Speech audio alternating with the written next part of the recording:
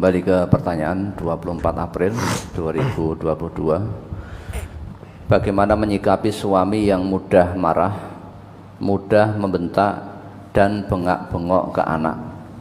Kadang anak itu memang pengen ikut bapaknya pergi, bapaknya tidak mau, terus bertengkarlah. Saya jadi sedih kalau lihat anak saya dari bayi sudah diperlakukan seperti itu. Masa harus jalan berpisah baik-baik yang diambil? Terima kasih atas nasihatnya. Nah, itu bapaknya sing kudune dadi bayi. Bapak itu punya kewajiban. Seorang laki-laki kalau sudah menikah itu punya kewajiban membimbing, membina istri dan anak-anaknya kepada kebaikan. Di samping itu punya kewajiban memberi nafkah.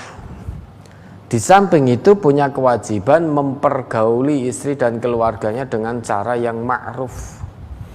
Lah sekarang kalau bapak atau suami tadi sithik-sithik nesu, pengko naik gede, anake gede sithik, ora betah ketemu bapake. Karena sudah sejak bayi, kalau betul loh ya yang disampaikan, sejak bayi hanya dimarah oleh ayahnya, sehingga anak itu akan terekam dalam memorinya. Sejak kecil kalau ketemu ayah, ketemu bapak kok mesti dimarahi, mesti diseneni, mesti didukani. Tidak berbuat apa-apa saja juga didukani. Akhirnya anak itu menjadi takut, fobia ketemu dengan bapaknya, sehingga mencari pelarian di luar rumah. Kenapa? Karena kalau di rumah akan ketemu bapaknya. Kalau ada bapaknya, anaknya sudah ketakutan, gemetaran. Ibarat lihat kelebatannya saja sudah takut luar biasa. Bahkan kalau seorang bapak dalam mendidik hanya dengan marah-marah, bisa jadi anak nanti lebih takut kepada ayahnya daripada kepada Allah. Hati-hati. Di hadapan ayahnya jam 5:15 misalkan sore ditanya oleh ayahnya, "Wis sholat?" Padahal belum. Tapi ngerti kalau saya jawab belum pasti dimarah ayah, dipukul ayah. Akhirnya menipu. Sudah. Karena ngerti kalau dijawab sudah bapaknya seneng. Jadi bapaknya seneng dihapusi, anaknya ngerti gitu. Anaknya tahu karena bapaknya marah-marah malah iki dihapusi wae kan. Karena kalau dihapusi bapaknya tidak marah lagi. Karena sesuai dengan keinginan ayahnya. Sudah sholat? Sampun. Padahal belum. Nah, ini lebih takut mendapat marah ayah daripada mendapat murka Allah. Ini hati-hati. Suami itu sikap yang ma'ruf dalam rumah tangga itu, sikap yang ma'ruf, sikap yang baik itu tentu sikap yang sakinah, mawaddah, warahmah. Bukan kok sidik-sidik nesu-nesu, orang ngopo-ngopo juga nesu. Nah ini pemarah. Padahal kalau kita orang beriman, salah satu ciri orang yang bertakwa itu kadhimul ghaid, bisa menahan amarah, tidak melampiaskan. Pelampiasan ini bisa dengan ucapan maupun perbuatan. Ada yang melampiaskan dengan ucapan, marah sampai tak terkendali ucapannya. Yang keluar kata-kata kasar, kata-kata kotor, jorok, misuh, merendahkan dan lain sebagainya. Ada melampiaskan marah, cukup diam namun dengan perbuatan, bantingi opo-opo. Pintu rasalah jeder kayak duer. Tembok rasalah ditinju. Bareng ninju kelaran dewe. Itu melampiaskan dengan perbuatan. Ada yang dengan kedua-duanya. Ya lesannya kasar, keji, bengis, diikuti dengan perbuatan juga.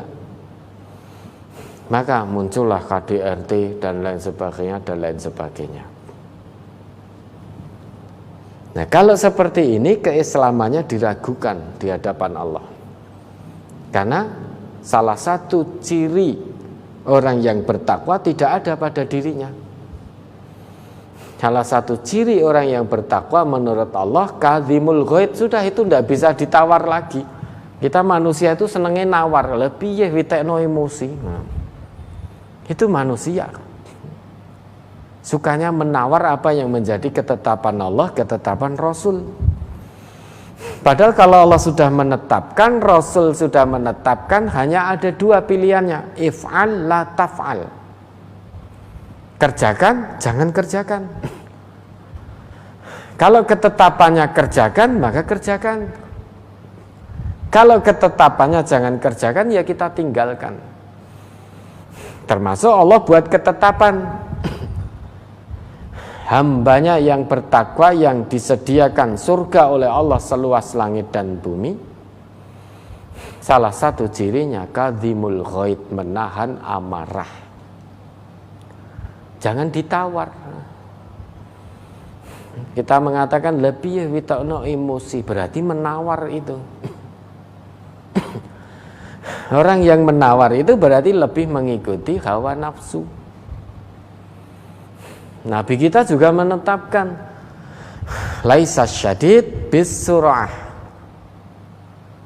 walakin syadid man yamliku nafsahu indal ghadab. Orang yang kuat itu bukan orang yang pandai bergulat. Nek gulat menang, nek bela diri, silat, karate menang. Bukan itu orang yang kuat menurut Islam. Tapi orang yang kuat itu, kata Nabi, man yamliku nafsahu indal ghadab. Orang yang bisa membawa dirinya, menahan dirinya saat marah, itu baru dikatakan orang yang kuat menurut Nabi. Sekalipun gulat menangan, silat, karate, kungfu menguasai, namun kok sidik-sidik nesu,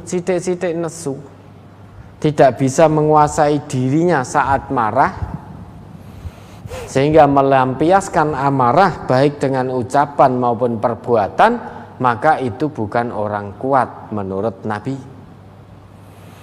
Berarti bukan orang kuat menurut Islam. Karena orang kuat menurut Islam itu bisa menahan amarah. Dan orang yang bertakwa salah satu cirinya, berkali-kali kita sampaikan, kita ulang-ulang, adalah kadzimul ghaid, bisa menahan amarahnya. Apa tidak boleh marah? Boleh. Boleh marah, tapi punya kewajiban menahan amarah kalau kita orang Islam. Kalau orang di luar Islam bukan urusan kita, mau nesu ya sekarepmu, wong tidak kenal aturan Islam. Namun karena kita sudah ngaku sebagai orang Islam, boleh marah.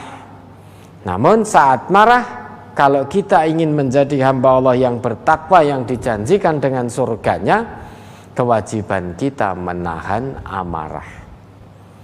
Sehingga tidak terlampiaskan, apalagi sampai terlampiaskan pada anak sejak bayi. Anak sejak bayi nggak ngerti apa-apa, nggak ngerti apa-apa. Allah yang menetapkan itu. Walladzi akhrajakum min butuni ummahatikum la ta'lamuna syai'an. Allah yang mengeluarkan kamu dari rahim ibumu dalam keadaan tidak ngerti apapun. Nah, masa bapak yang sudah gede, sudah tahu, sudah paham, malah terbolak-balik. Marah, melampiaskan amarah pada bayi yang tidak ngerti apa-apa, pada balita yang tidak tahu apa-apa. Maka sangat wajar, namanya anak kecil. Lihat bapaknya mau pergi, kelayu itu wajar. Kepingin ikut bapaknya. Padahal itu diubengke sedilit, itu wis lega, diturunkan bisa. Namun ada bapak yang tidak mau diklayoni anaknya. Mung diubengke sithik ngono ra kober. Wis selak telat. Marah pada istrinya, "Bu, mudeng ora? Aku ki selak telat, selak mangkat, selak ini anaknya kelayu. Bisa ngurusi anak ora?" Ada bapak yang seperti itu. Ya. Kalau ibu itu tidak bisa ngurusi anak, ya nggak lahir no. Wong 9 bulan dalam kandungannya, sing ngurusi sopo? Kan sing ngurusi ibu dalam rahimnya. Maka jadi bapak jangan egois, jangan rumangsa peh lanang. Bahaya kalau rumangsa peh lanang terus semena-mena terhadap istri. Istri itu bukan budak, bukan. Kalau kita sebagai bapak rumangsa peh lanang sehingga semena-mena, secara tidak langsung kita telah membeda-bedakan, telah merasa lebih baik daripada hamba Allah yang terlahir perempuan. Kalau memang demikian adanya, istri-istri kita itu kalau kita tanya, bukan mereka yang menginginkan terlahir sebagai perempuan. Kalau memang laki-laki itu dipandang lebih bertakwa, lebih mulia, istri-istri kita tentu akan merasa bahwa saya bukan pilihan saya terlahir sebagai perempuan. Kenapa Allah nggak melahirkan saya laki-laki saja?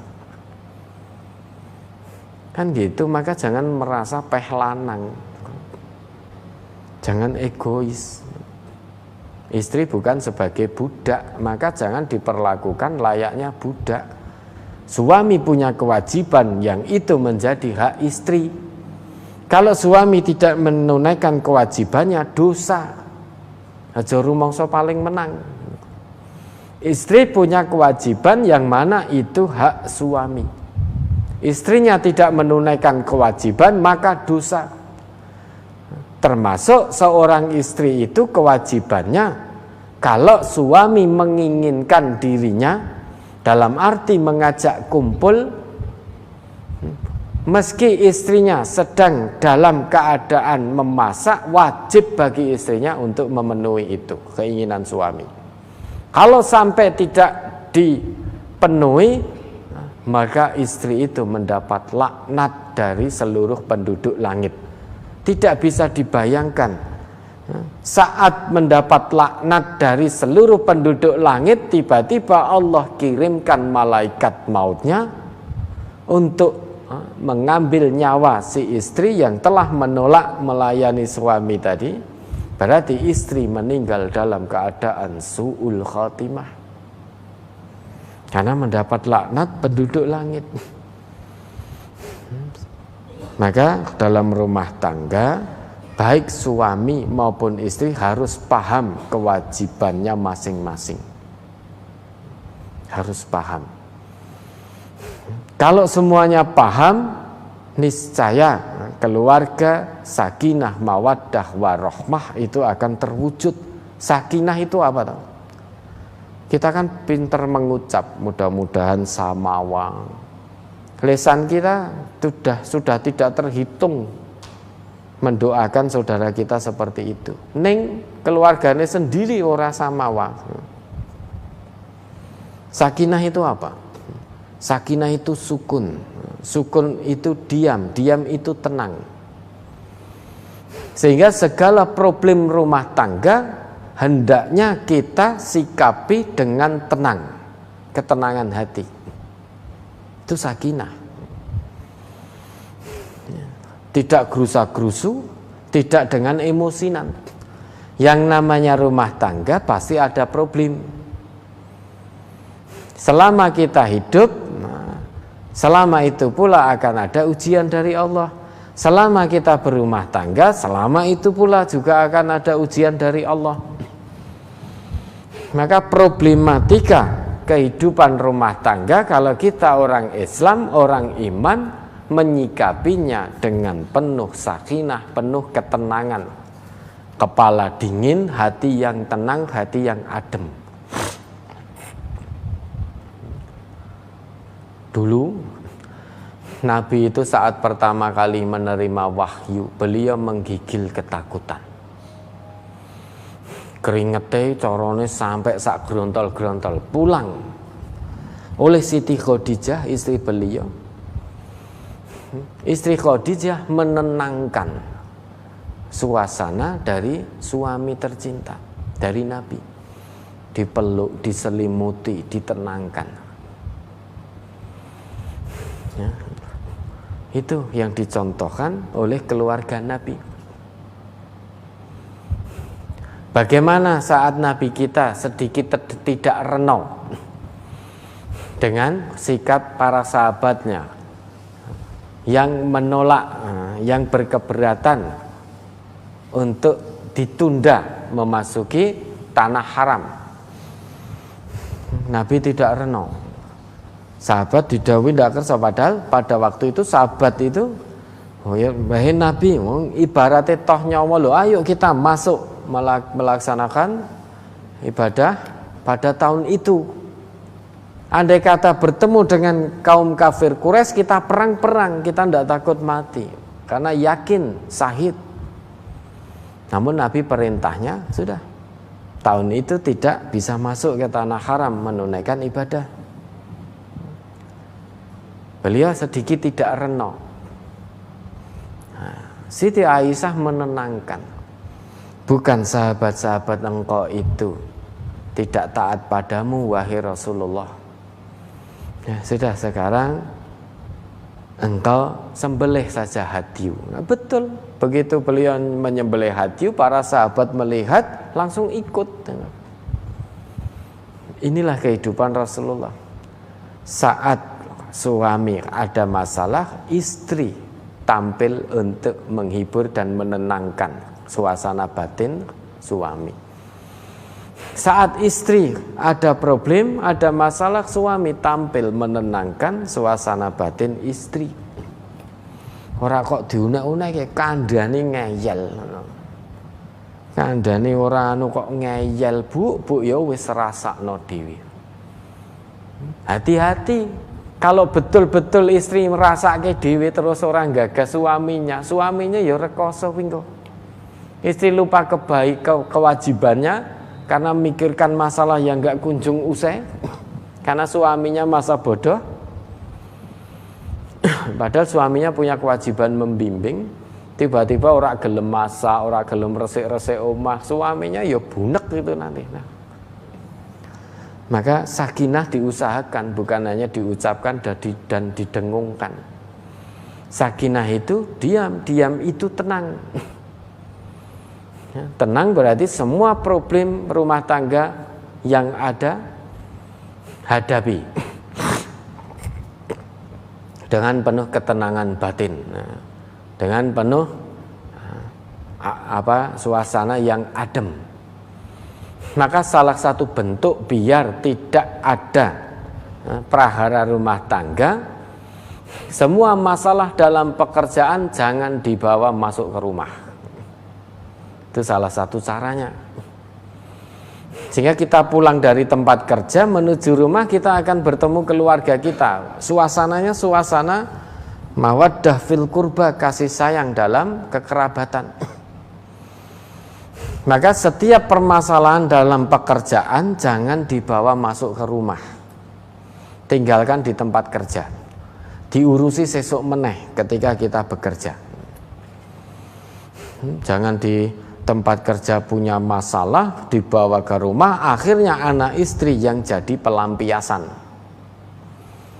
Padahal anak istri itu sudah nunggu di rumah, kangen suaminya.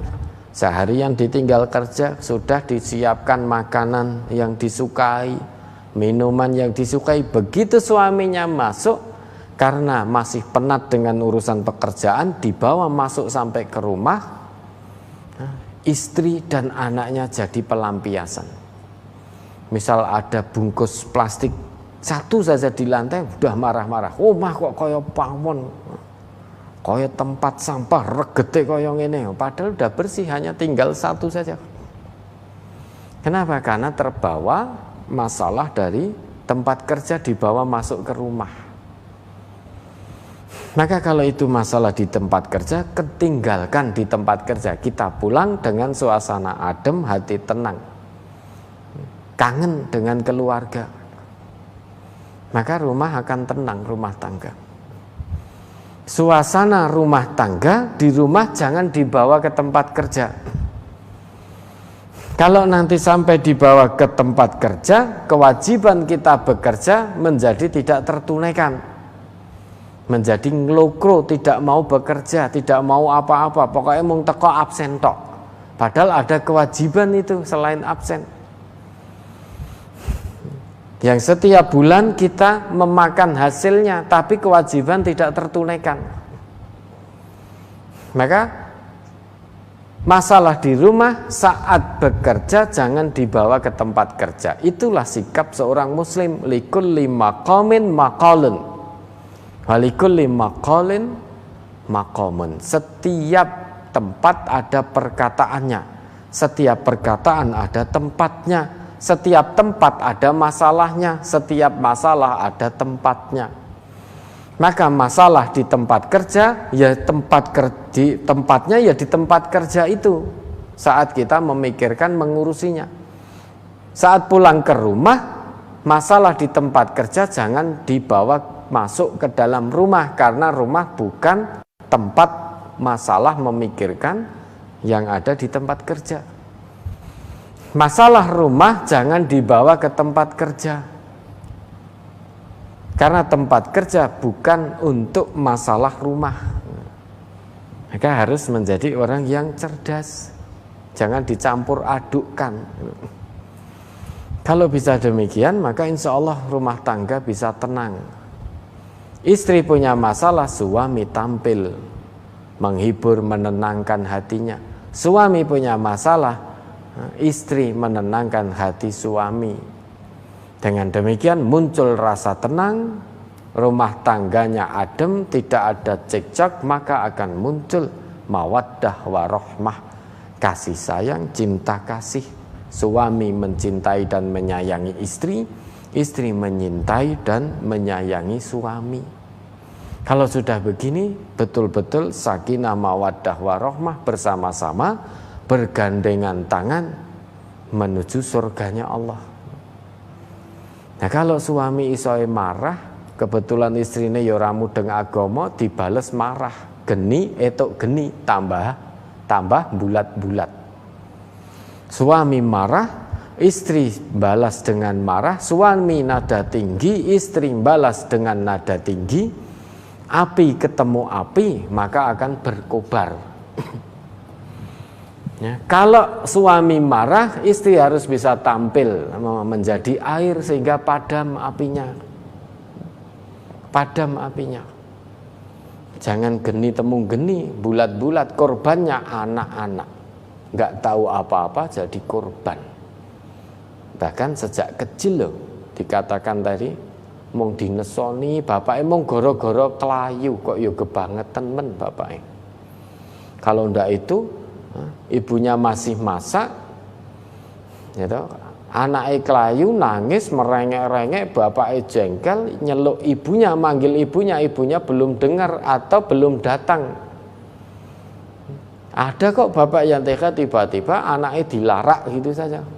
Misalkan gondeli sepeda motor bapaknya, anaknya tiba-tiba digeret, dilarak gitu saja agar menjauh dari sepeda motornya. Ada bapak yang seperti itu. Nah, kalau seperti itu, sifat takwa belum melekat pada diri suami tersebut. Salah satu sifat takwa karena suka marah. Nah, ini agama itu bukan hanya teori, ya. Butuh praktek. Jangan suka nawar teori kebenaran dari Allah, dari Rasulullah.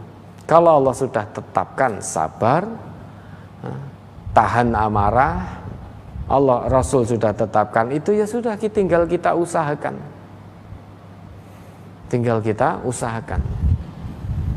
Maka kalau memang hobinya marah dengan ucapan, begitu keadaan marah, salah satu usaha yang maksimal dilakukan sudah tutup mulutnya. Dah mingkem. Nah, orang mingkem coba mau marah, piye coba? Kan gitu. Nah, enggak keluar kata-katanya. Itu salah satu ikhtiar kita. Oke, ada lagi.